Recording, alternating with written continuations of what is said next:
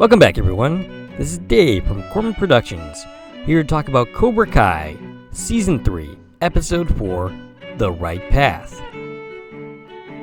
As usual, this is not a spoiler-free dojo, so if you have not yet watched the episode, I highly recommend you do so, and then come back and watch my video. We start off with Daniel in Japan trying to sell his company to Donio, which is where we last left off with him in the previous episode. But, as it turns out, he's quickly a failure here. They feel that they cannot at this time be associated with him, given the reputation that the current company enjoys. After the meeting, Daniel talks to his wife via video chat, who wants to know how the meeting went. And she says if he can't figure out a way to fix things, it's okay. But Daniel assures her that he will. But in reality, he is a lot less confident on the matter. He is sitting at a bar, looking through pictures on his phone, and one of them happens to be of him with Mr. Miyagi. The bartender comments that he looks happy there, and Daniel says, "Happier times." The bartender asks him, "Is that a friend of yours?" And Daniel responds, "The best friend I ever had." And the bartender asks him, "Are you visiting him while you're in town?" And Daniel says he wishes, but unfortunately he passed away. He's gone. He's no longer with us. And the bartender points out that that is a very American way of thinking. In Japan, you can always speak to those that you love, even when they're gone. Which is when Daniel sees a commercial for Okinawa, and he gets an idea. We cut to Emperor Palpatine, John Kreese, as he's talking to his class. He's telling them never to underestimate your enemy. You must always stay one step ahead of him, and that is the only way to guarantee victory. And he asks his class, "Is that understood?" And of course they say, "Yes, Sensei." We then see a giant log with a tree sitting in the middle of the room. And he tells the students that he wants the kids to kick the tree off the log. And one by one, they fail to do so, as they are trying to actually kick the tree off the plank by getting their legs high enough. But they are simply not capable, until Hawk simply kicks the log, and the tree falls off. John says, "Very good," but the students claim he cheated. And John says, "He didn't cheat. Unlike the rest of you, he did what I asked." And Kreese says, "If your mind is agile, so are you. That is the best way to beat your enemy. Not just with brute strength, but you have to fight smart. Do that," he says, as he looks directly at Hawk, "and you will always come out on top." Now I will say this, Kreese is generally a lunatic, but I don't disagree with everything that he says. It's pretty simple to just look at him and dismiss him as completely crazy. And believe me, he is crazy in a lot of ways. I'm not arguing for his method at all. I'm simply saying that it's not all black and white. It's not as simple as right or wrong. He makes good points here and there. We cut to the hospital, where Miguel is fresh off his surgery. He takes a look at his phone, which has Hawk on Instagram or something, kicking the tree off the log. Miguel stares at it for a moment and then throws his phone away. The nurse asks him, "What's wrong?" And Miguel asks, "What if my surgery didn't work?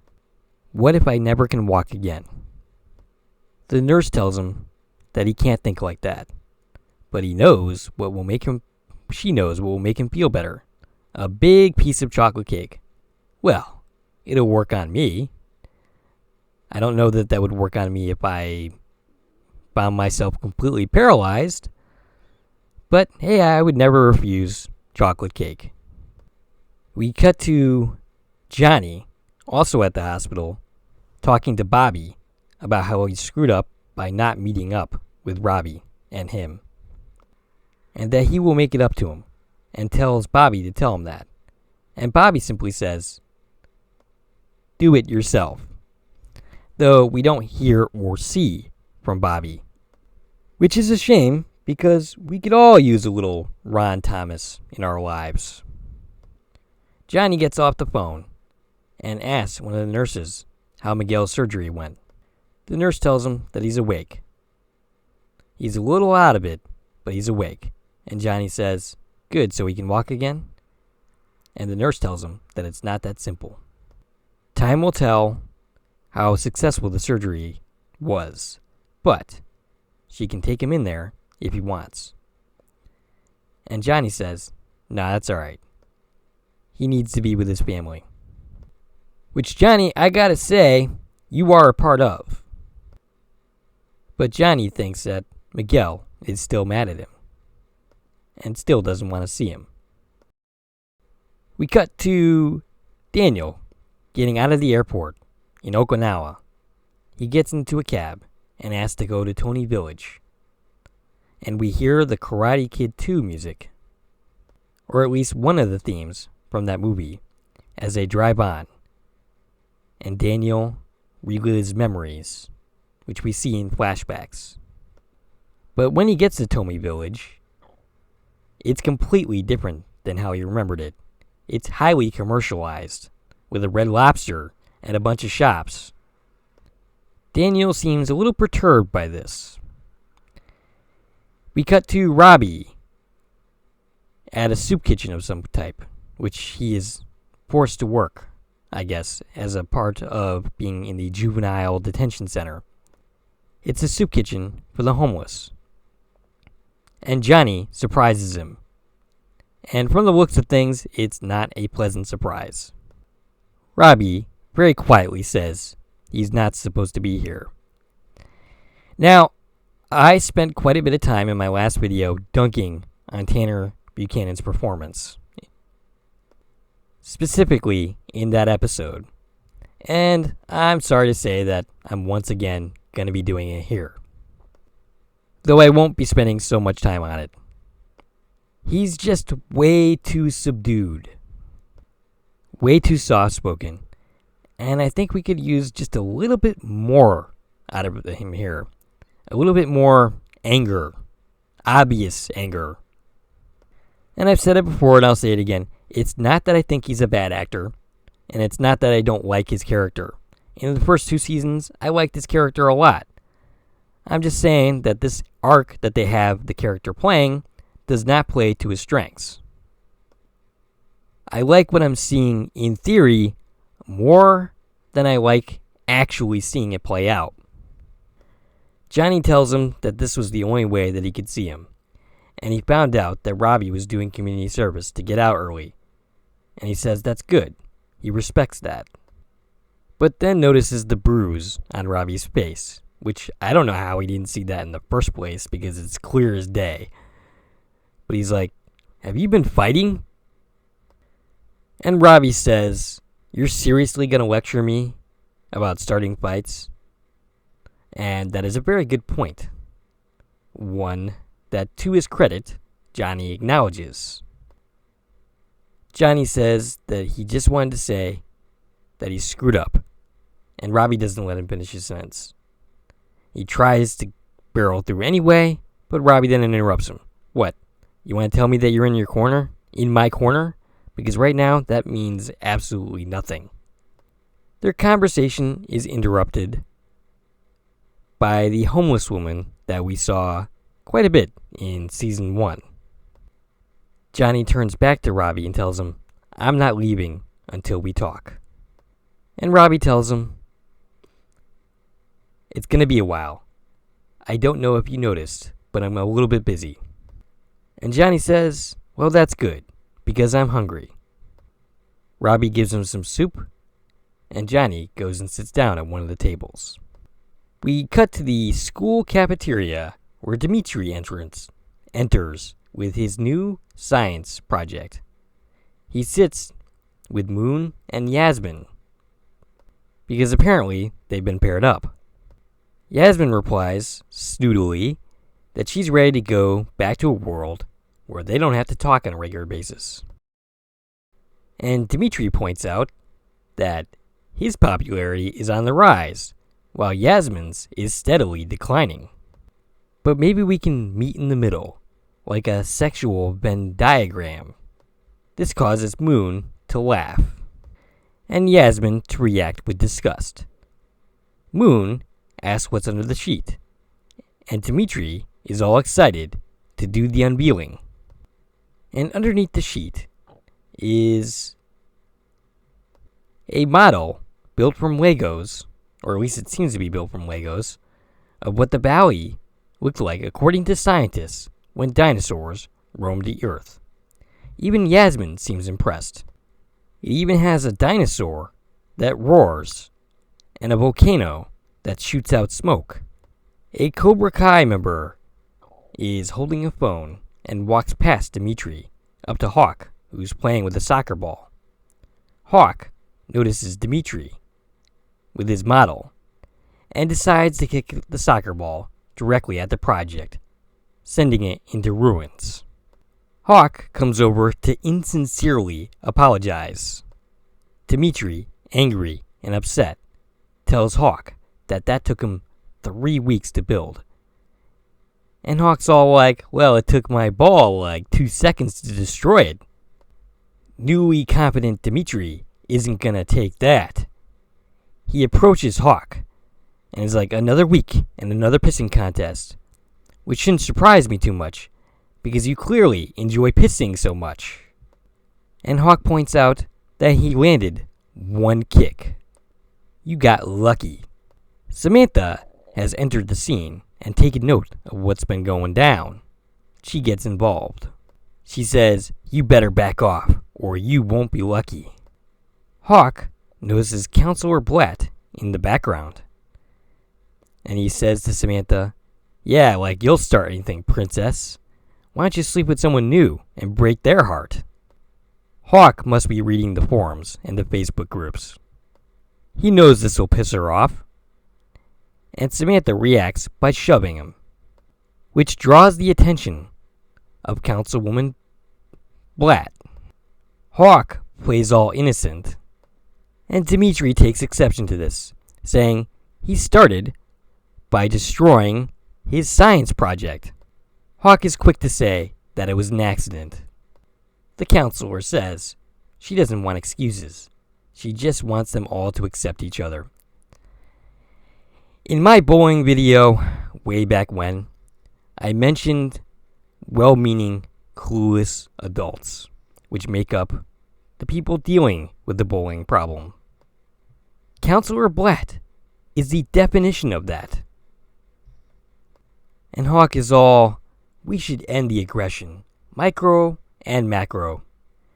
And Samantha is like, give me a break, which again draws the counselor's ire, giving Samantha a warning and telling Dimitri to pick up the Legos off the ground before somebody gets hurt. As we all know, stepping on a Lego is not fun at all.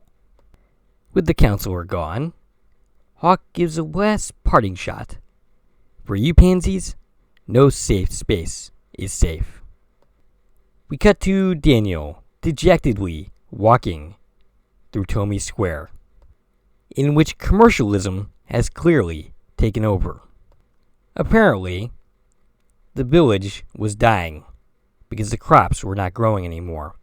So Mr. Sato, who we saw in Karate Kid 2, turned to a whole new economy, the retail economy. And now the village is the premier destination for shopping and entertainment. But Daniel wonders what happened to the villagers. Weren't they upset about what happened to their home? Apparently not, because this brought them jobs. Daniel continues to be distraught that it's nothing like he remembers it. And this is when Daniel notices some dancers and music. He slowly approaches, smiling.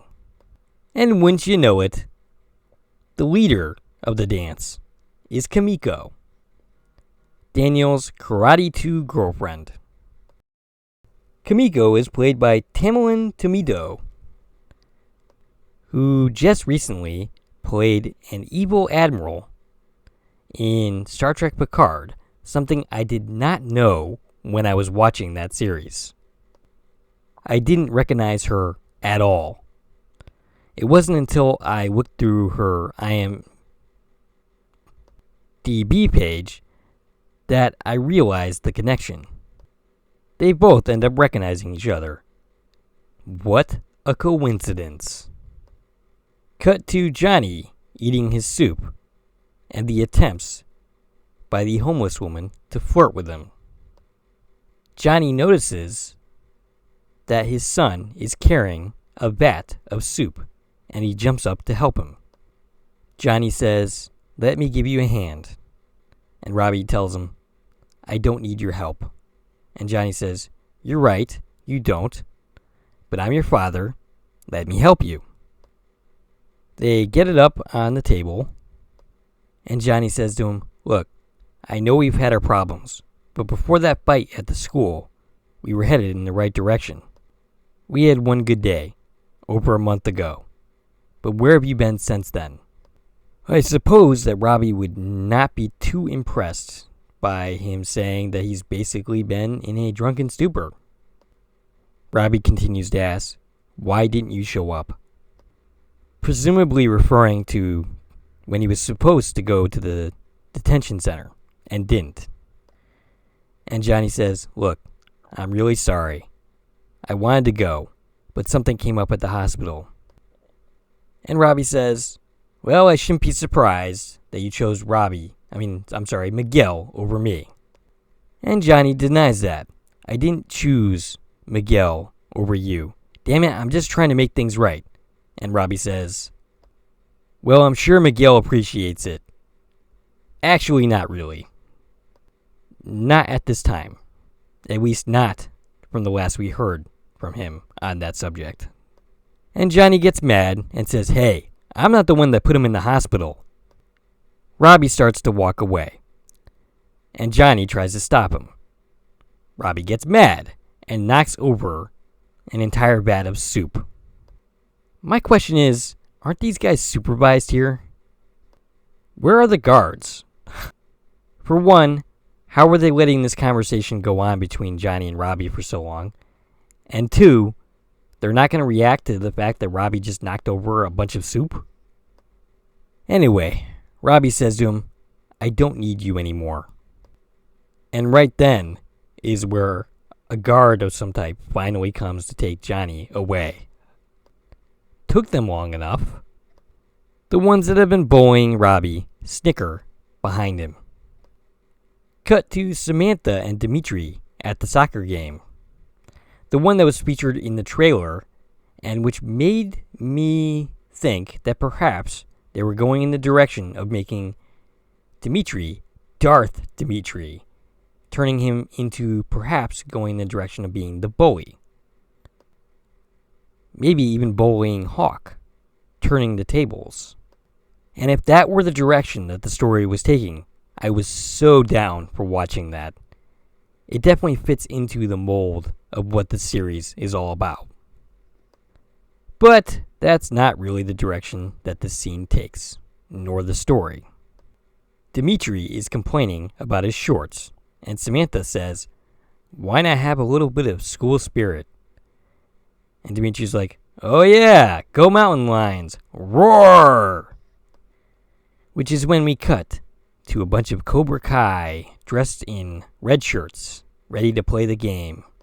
And Dimitri says, "I wish we could do something about those cretins." And Samantha says, "We can."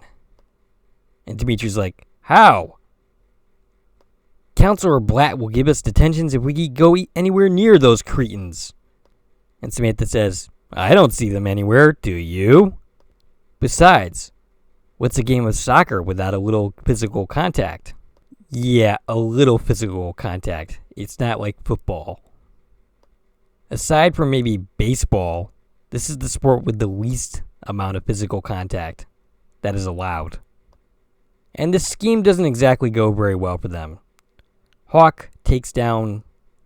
Dimitri takes down Hawk, kicking his legs out from underneath him. And as things go along, things get increasingly less and less subtle. You should have been trying for at least a little bit of deniability. Oops. But no, after a certain point, it just becomes obvious that they're just attacking each other. And once you know it, Hawk gets off scot-free, and Dimitri and Samantha, who granted were the ringleaders of this, get detentions. Which pisses Samantha off enough to basically say that this school sucks. She bangs on a locker and takes off from the scene. Reminding me a little bit of her father, actually. Same hot-headed temper. Cut to Kimiko and Daniel sitting in the square, drinking tea, catching up. Kimiko seems to be doing quite well for herself. She got her dream. But she never married herself. Many tried, but she dodged that bullet. Daniel says that this is absolutely surreal. He feels like he hasn't seen Kimiko in 5 minutes, when in fact, it's been 30 years. She points out that maybe if they had Facebook and Instagram back then, they never would have lost touch.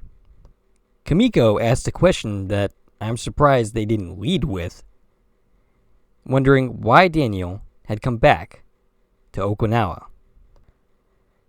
And he starts to say that he's there because his business is in trouble. But Kimiko isn't buying it. She wants to know the real reason that he came back. Daniel says that he got his dream too. He has an incredible family, his own business, and he should be counting his blessings. But so many things have been going sideways for me lately. Everyone is looking to me for answers, and I can't tell which way is up. In response, Kimiko says that she used to have a nightmare that she would go on stage and didn't know the choreography. She felt out of control. And Daniel says, exactly. Daniel says, I used to go to Miyagi for help. And you know, I'm the same age that Miyagi was when he found me. He had it all figured out. I wish I still had him.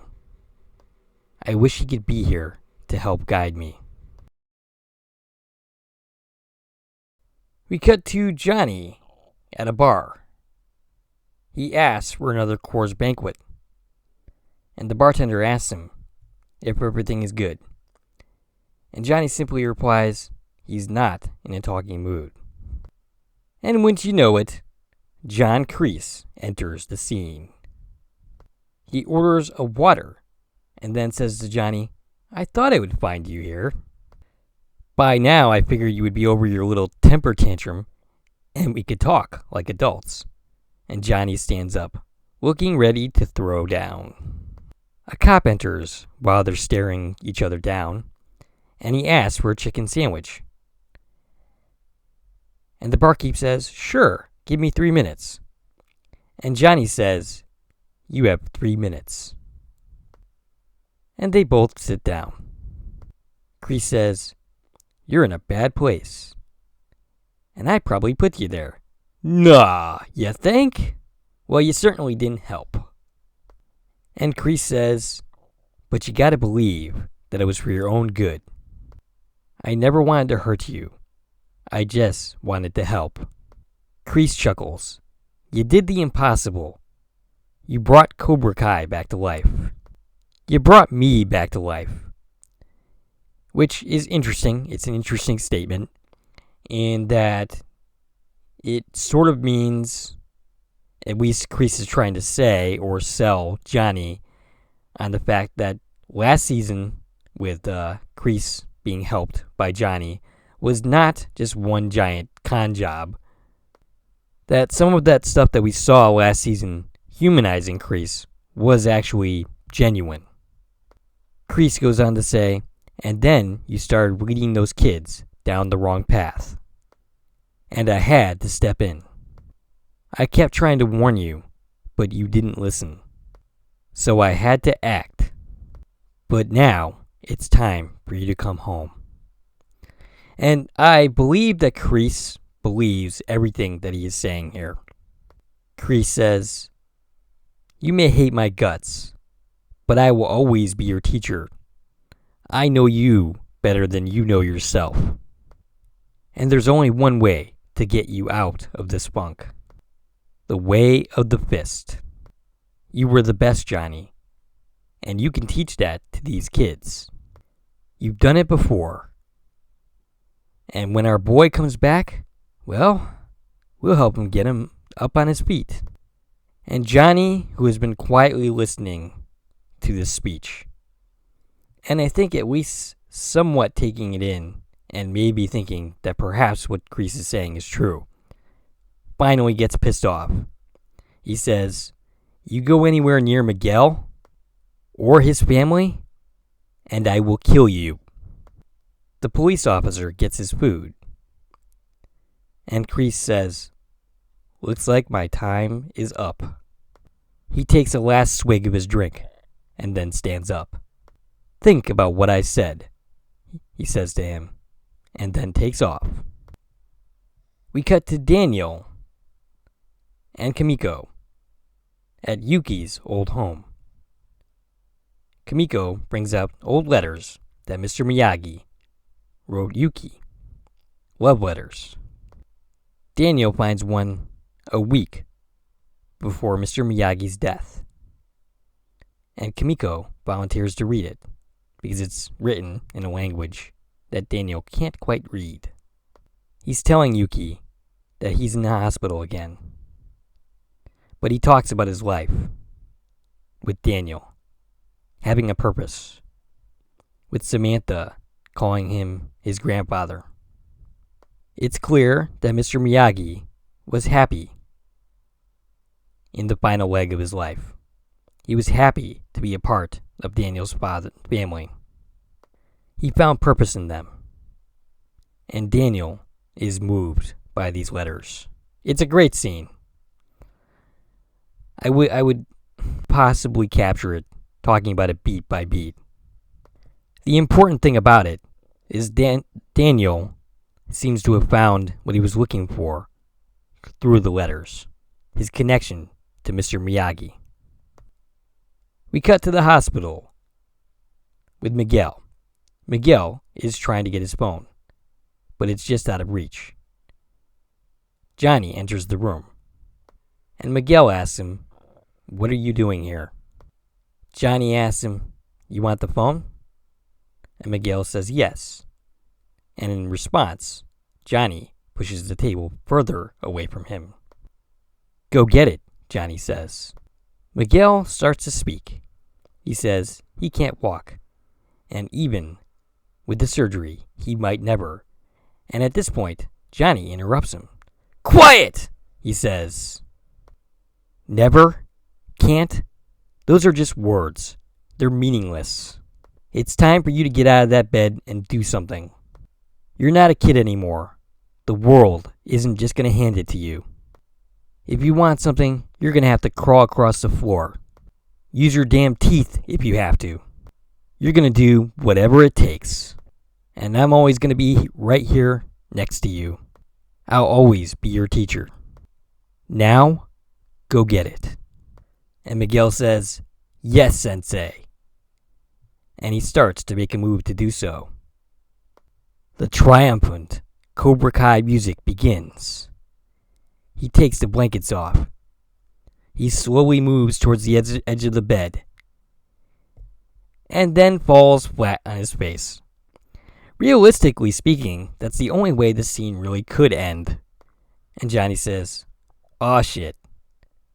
Doesn't matter, you fell like a champ." He winces and then says, "Nurse!" Fantastic little scene that was featured in the trailer. Finally, after 4 episodes, we're back to the core relationship of this series. Cut to the prison where Robbie is told that he has a visitor, but not before being mocked by the bullies for that little scene with his father. The visitor turns out to be John Kreese. Dun dun dun. He says, "Hello, son." Cut back to Japan in Okinawa. We see ice getting chopped, and it turns out it's just ice for drinks at a bar. They share a little moment where their hands touch, and it's clear that there's still a spark between these two, despite all the time since the last they saw each other. Daniel says that hearing those letters last night was like he was back with Mr. Miyagi. Thank you. Kimiko says that Yuki used to say, "Put good out into the world, and good will come back to you." Daniel says he likes that, and he could certainly use some good. Kimiko says, "I know things are unfinished with your business, but it will work out." Daniel says, "I hope so." Which is when a voice calls out, "Daniel-san!" And this shot of Chozen is not a great shot selection. We cut back to Daniel, who, okay, so it's been 30 years since these guys saw each other. Daniel looks about the same. I mean, he's definitely older, but he still looks like Daniel. Chozen looks nothing like he did back in the day. So how in the heck did Daniel even recognize him? If I were Daniel, you would see a close-up of him, and he would say, "Who the heck are you?" But I suppose that wouldn't be dramatic enough. So instead, Daniel says, "Chozen." And that is where the episode ends. A nice little episode. The next episode is even better. It's just a ton of fun with Chozen. And the Miguel and Johnny stuff is pretty awesome. So I am definitely looking forward to recapping that episode and talking about it. But anyway, that's all I have to say for this episode. If you like this video and my content in general and would like to support the channel, there are a number of ways to do so. You can follow me at Core Productions on Twitter. You can join my Facebook group, Corman Productions. You can buy something from the Corman Productions store on Zazzle. You can buy me a coffee, which is a new way to support content creators such as myself. And of course, you can like, share, and comment on this video, as well as subscribing to my channel. This is Dave from Corman Productions, signing off.